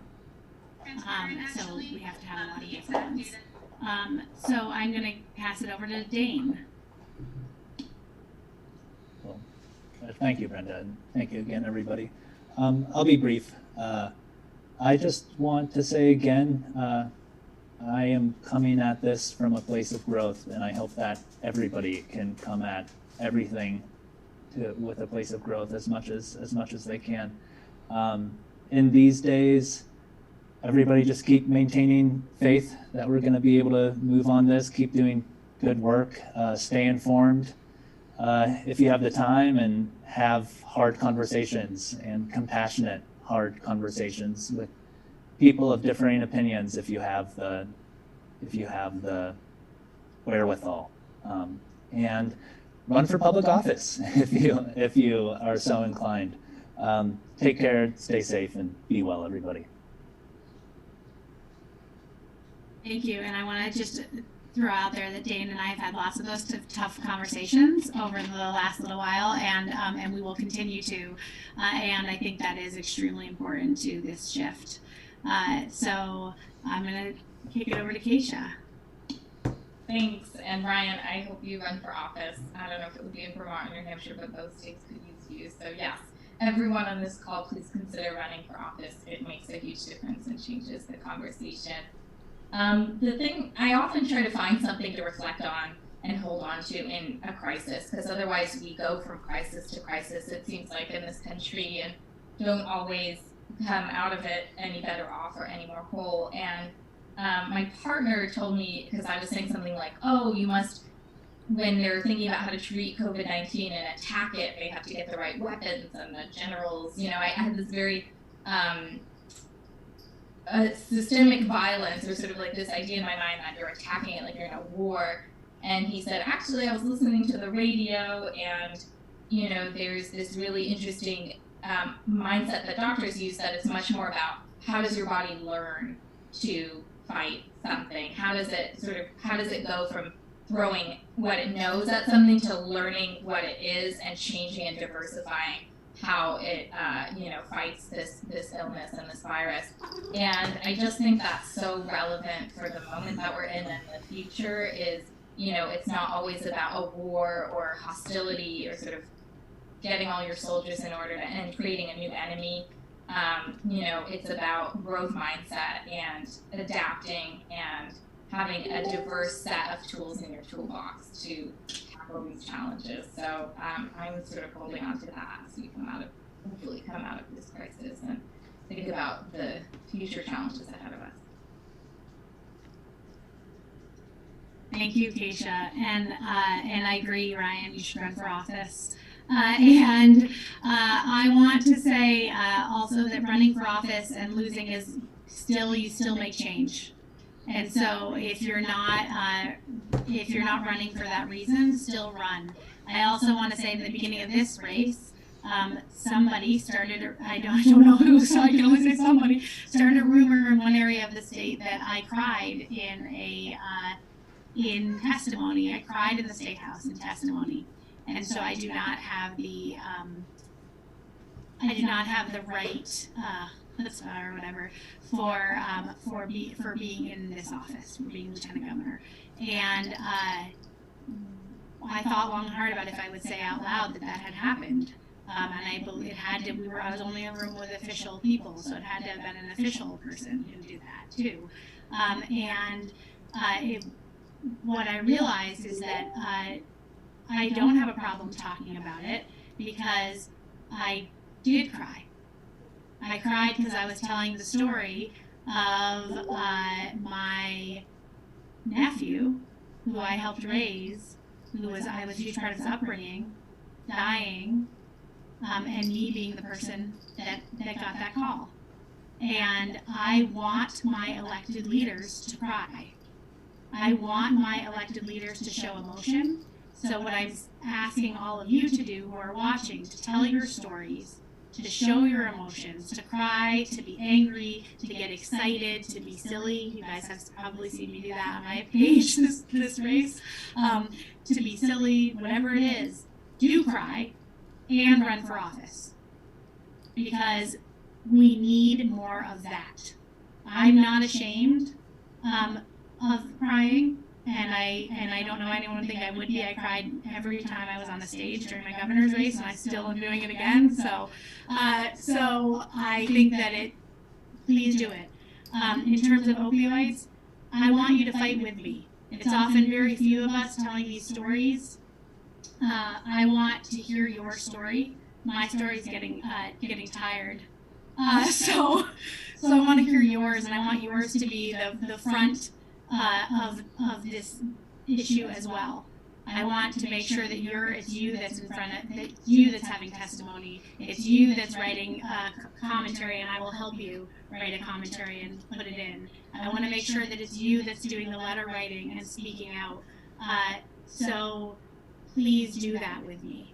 And I mean now, if you want to reach out to me and say, how do I help? How do I write my own story and make sure that it's published? I will help you make sure that it's published. That's I think the message I want to leave you with. That this fight is not over, but it is, like Ryan said, we have a moment right now for all of this systemic oppression to, like I said, people made, and people can fix it. So I hope that you will fight with all of us. I hope that you will run for office, and I hope that you will tell your story. We're going to leave the chat up for a second so that a lot of people are asking for the donation link, and they're also asking if they can, if they're going to get all the links from the chat. So if you signed in, you will get all the links from the chat, and we're also going to send it to anyone who signed up. So if you happen to be watching on Facebook Live, you'll get it that way too. I really want to thank everyone for being here. I apologize for going over, and Ryan and Dane for sharing your stories, and Kesha, your expertise, and I hope that we're having this conversation again in a year from now while we're all actively fighting this in office. Thank you.